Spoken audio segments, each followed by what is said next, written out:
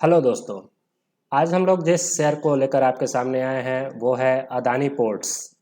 Adani ports सामान्य तौर पे अगर हम लोग देखें तो अदानी पोर्ट्स के बारे में कोई भी ऐसा व्यक्ति नहीं है जो अभी हिंदुस्तान और हिंदुस्तान के बाहर नहीं जानता हो।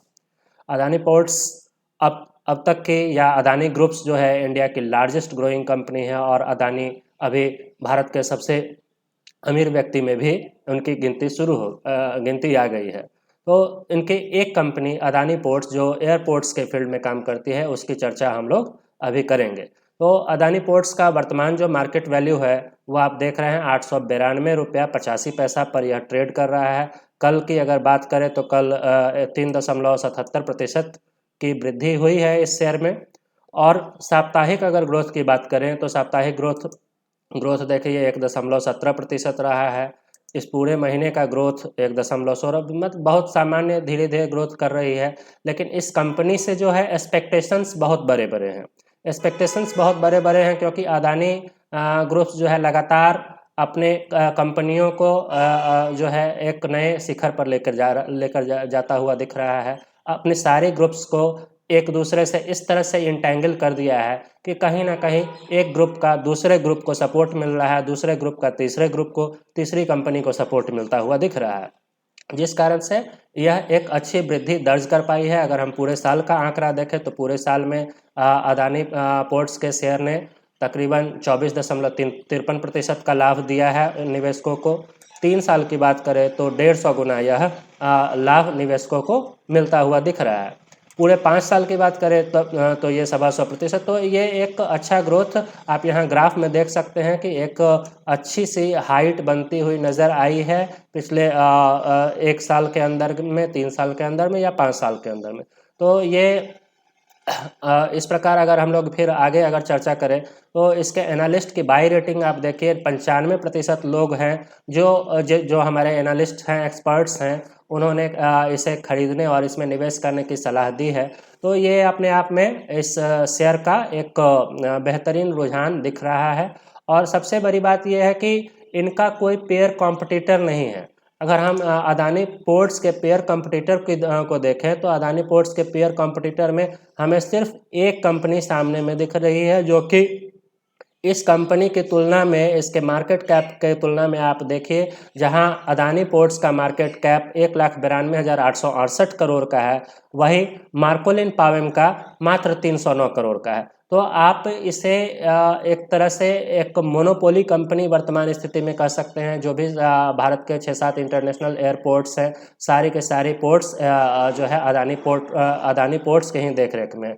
तो सबसे जो बड़ा इसका पॉइंट है वो ये है कि अदानी पोर्ट का कोई कॉम्पिटिटर नहीं है। ये अपने आप में पोर्ट्स के फील्ड में एक मोनोपोली कंपनी है। और दूसरा, जो अदानी पोर्ट्स के बारे में आप लोगों ने निश्चित रूप से समाचार वगैरह में देखा होगा, अदानी पोर्ट्स हर इंटरनेशनल जहाँ जिन जिन पोर्ट का मेंटेनेंस इसने लिया है, उन सभी पोर्ट के आसपास में एक कह सकते हैं इंटरनेशनल लेवल के स्मार्ट सिटी डेवलप करने का एक प्रोजेक्ट चल रहा है। तो कहीं ना कहीं इस पोर्ट्स और जो ये इंफ्रास्ट्रक्चर डेवलपमेंट का इनका काम है, वो एक दूसरे को कोरिलेट करके ये एक अच्छी वृद्धि दिखा सकता है।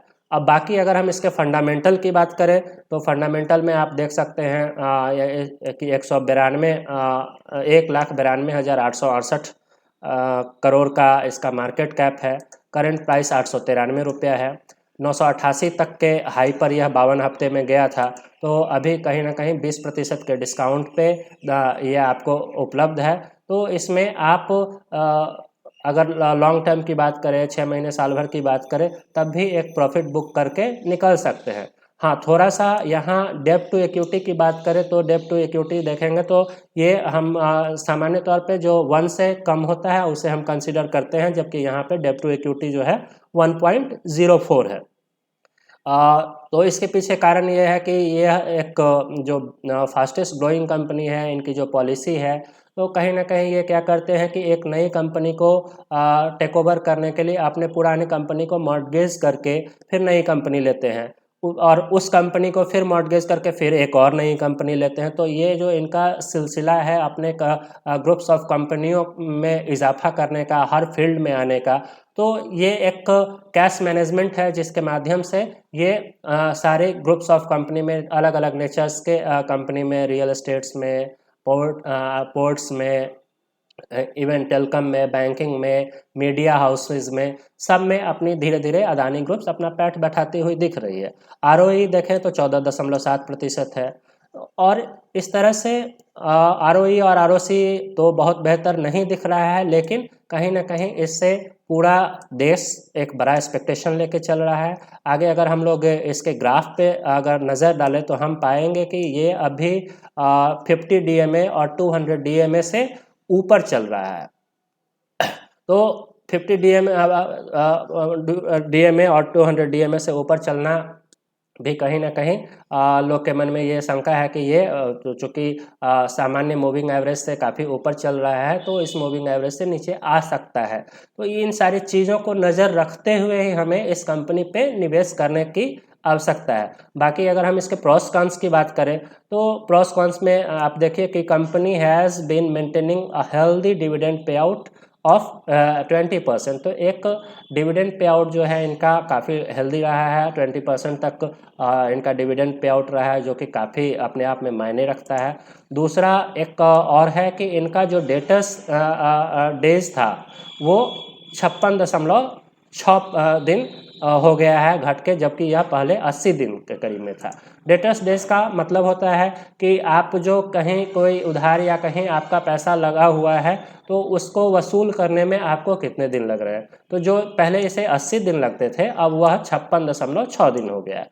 तो ये भी एक इम्प्रूवमेंट है। तीसरी अगर हम बात करें तो company median sales growth is 18.7% of last 10 years. तो ये सेल ग्रोथ भी जो है लास्ट 10 वर्षों में एक अच्छा ग्रोथ 18.7% की दर से बढ़ता हुआ दिख रहा है। तो ये एक बेहतरीन ग्रोथ माना जा सकता है। अब कॉन्स की भी बात हम लोग कर लेते हैं, कॉन्स इसमें जो कमियां हैं। तो सबसे पहला जो मैंने अभी आपको दिखाया कि डीएमए से काफ़ी ऊपर चल रहा है, बुक वैल्यू से 4.35 ऊपर चल रहा है। लेकिन अगर हम लोग अपने पिछले वीडियो में देखें तो हम लोगों ने ऐसे भी कंपनी की चर्चा की है जो कि अपने बुक वैल्यू से 20 गुना ऊपर चल रहा है और यह मात्र 4.5 गुना चल रहा है। तो इसे आप कोई बड़ा कॉन्स नहीं मान सकते हैं। इसके बाद अगर हम लोग प्रोमोटर होल्डिंग की बात करें तो प्रोमोटर होल्डिंग भी कहीं ना कहीं थोड़ा डिक्रीज होता हुआ दिख रहा है, लेकिन एक बहुत छोटी सी गिरावट है 1.46% की। यह गिरावट का कारण स्पष्ट है। मैंने पहले भी चर्चा किया कि ये कंपनी कई सारी कंपनियों को लगातार खरीदती चली जा रही है, अपना स्थान अलग अलग कंपनियों में, अलग अलग ग्रुप्स नेचर्स की कंपनी में लगातार बनाती जा रही है। तो इससे फंड की आवश्यकता है, तो अपने जो प्रोमोटर्स शेयर्स हैं उसको कहीं ना कहीं वो मार्केट में निकालती है और उससे वो फंड थोड़ा मैनेज करती है। तो खैर इन सब चीज़ के बावजूद अगर देखें तो हम पाते हैं कि ये कंपनी अभी इंडिया की कहें, दुनिया की कहें, तो कहीं ना कहीं ये एक फास्टेस्ट ग्रोइंग कंपनी के रूप में पिछले वर्षों में उभर कर आया है और बड़े बड़े दिग्गजों को इसने चैलेंज देकर ये अपना शीर्ष स्थान पर इसने अपना स्थान बनाया है।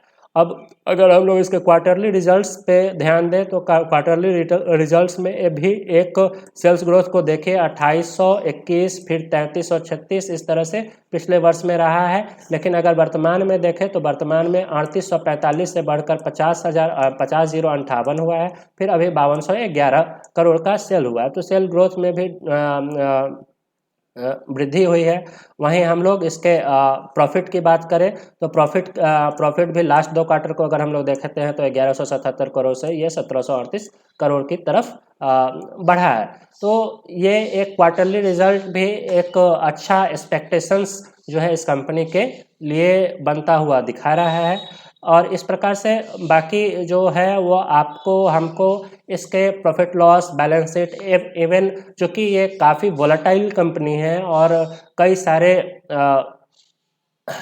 कंपनियों में लगातार अपना निवेश बनाती हुई जा रही है, तो नज़र रखने की ज़रूरी है और बहुत ही डिसिप्लिन्ड वे में इस कंपनी के बारे में सोचने या निवेश करने की आवश्यकता है।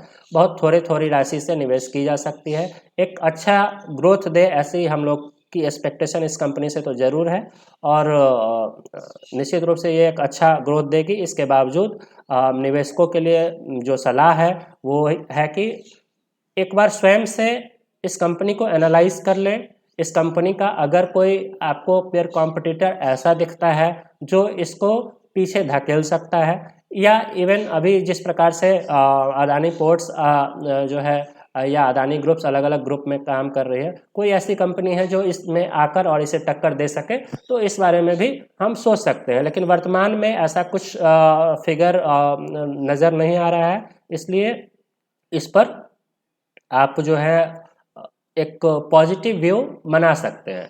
और जो सबसे महत्वपूर्ण चीज़ है, जो आंकड़े दिख रहे हैं, जो रिजल्ट्स दिख रहा है, और ये जो ग्रोथ पास्ट 3 ईयर और 5 ईयर्स में दिख रहा है, तो ये ग्रोथ को तो आप चैलेंज नहीं कर सकते, ये डाटा को चैलेंज नहीं कर सकते। जो डाटा है उस डाटा के पीछे ही कोई भी निवेशक सोचता है, तो ये डाटा आपको कहीं ना कहीं पॉजिटिव ओपिनियन देता आ रहा है। इसके अलावे आप इसके जैसे इन सारी चीज़ों को तो हम लोगों ने चर्चा कर ही लिया है। ये क्वार्टरली ग्राफ है। क्वार्टरली ग्राफ में मार्च 22 में एक अच्छा ग्रोथ दिखा था, फिर जून सितंबर में कम है, लेकिन लगातार मार्च आते आते तक फिर यह ग्रोथ ऊपर की ओर जा सकता है। तो इस प्रकार से आप लोग इस कंपनी के बारे में अपना राय भी कमेंट सेक्शन में व्यक्त करें, और इस पे इसके और भी कोई कॉन्स है, अगर किसी प्रकार की कमी है जिसको हम लोग छोड़ पा रहे हैं। मैं हमेशा अपने वीडियो में ये आप लोगों से कहता हूं कि अगर किसी प्रकार का कॉन्स, किसी प्रकार की कमी अगर मुझसे मेरे नज़र से छूट रही है तो निश्चित रूप से आप कमेंट सेक्शन में बताएं, ताकि उस कॉन्स को मैं कैरी कर पाऊँ और मेरे कॉन्स को आप बता सके। तो इसी के साथ ही इस वीडियो को समाप्त करता हूँ। धन्यवाद। अगले वीडियो में अगले एक नए शेयर्स को स्टॉक को निश्चित रूप से आप पर लेकर आऊँगा और उसका एनालिसिस करूँगा। धन्यवाद। Thank you.